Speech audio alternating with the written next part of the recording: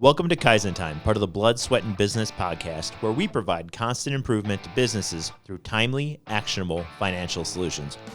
Do you want answers to your financial questions? Email us at bsp@kaizencpas.com.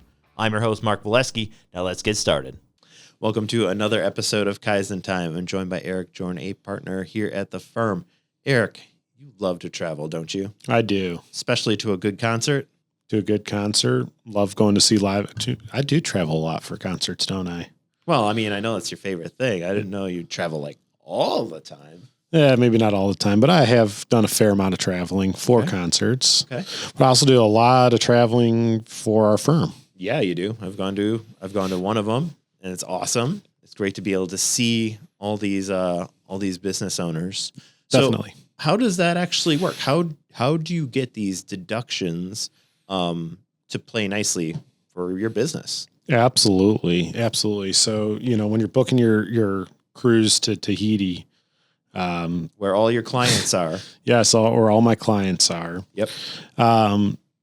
So you want that to be deductible, right? So obviously looks like a red flag. Yep. When you're writing that check, but you might literally have clients there, or maybe it's a conference. I mean, if you go and you look at where conference destinations are, they typically tend to be somewhere nice. I've been to Puerto Rico. I'm going to Hawaii for business conferences. They do generally try to make them into very pleasurable spots to go travel. But the key really is you have to have proper documentation around that whole business event of that travel. Now, when you're talking about this documentation, are you talking the whole thing, or are we just talking just even getting there? Yeah, we're talking about the whole entire thing is the best way to do it. Okay, because that technically falls outside the business travel, right? Or is that still considered part of the same, I don't know, I don't want to say transaction, but is it still considered part of the same event? Yeah, I guess everything depends on what it is, right? So if I'm just driving to a client or I'm flying to a client, it's a pretty cut and dry visit. Just to go see them. Yep. Okay. I can independently take all these receipts. Here's my flight, here's my hotel, here's my meals, whatever it may be, and individually categorize them. Totally fine. Very simple. Very simple, very straightforward. Now I'm going on a cruise for a business conference. Maybe the conference is on the cruise. Smart way to do that is to keep a little journal or a folder. I generally like to say use a folder and say, hey, here is the 2025 spring conference for Insurance Associates of America, whatever it is. And I'm going to include my inside that, right, is I'm going to have the program for the training event, the conference part. I'll include copies of my plane tickets, my lodging, all my receipts. I want to compile into one folder. So that way, if any of those individual items are picked up, hey, you know what? I have all this contemporaneous documentation around the business purpose of this event on hand.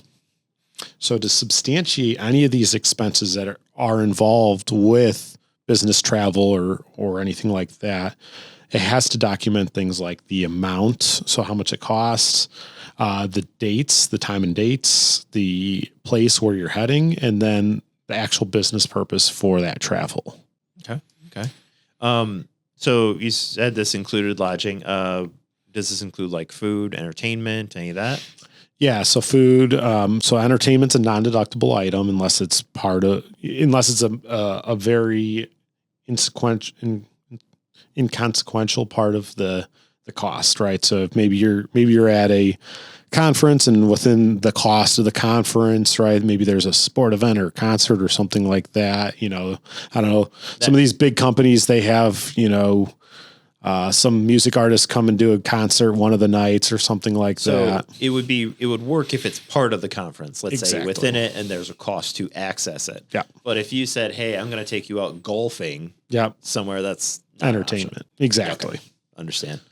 Okay. So essentially something small, don't worry about it, visiting a client, but something big, document essentially everything. Correct. And put it all in and organize I like to have it in a folder. I like to call it like a trip folder, and you have it documented in all of the expenses related to that into one place, because then as soon as the first one gets picked and they say, hey, what's this for? You say, here's my folder of stuff. Well, guess what?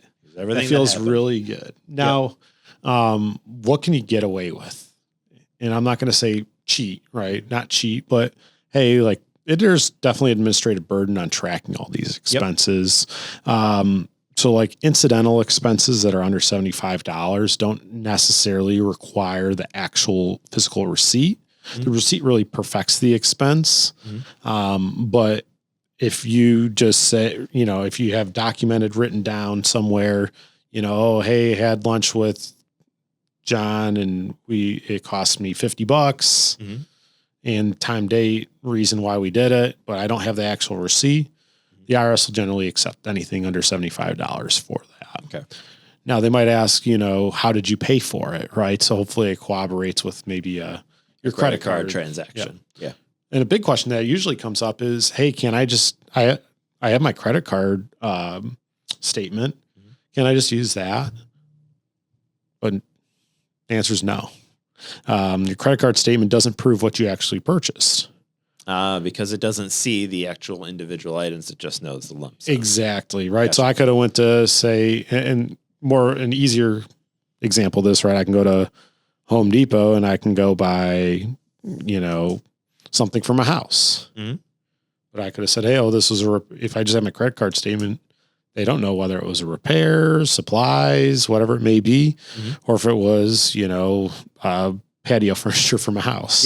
Yep. That makes perfect sense. Eric, I'm going to ask you something because I'm certain our viewers want to know. What about your family? Can you bring them too? How does that all play into it? Yeah, that's a great question. Well, is there a business purpose for having them there? Are they employed by your business? So right now that brings into, is there benefit to employing my spouse and my kids?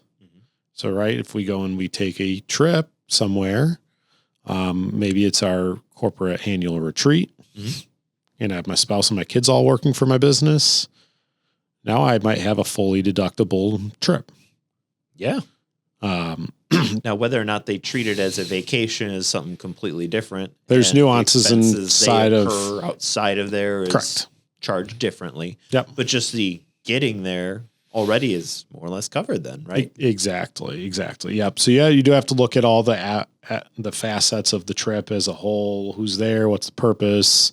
Does it really make sense? Does it pass muster? But yeah, I mean, theoretically, there's an argument too, that's why you employ some of your family, is that it does allow a lot more flexibility in your business travel deductions.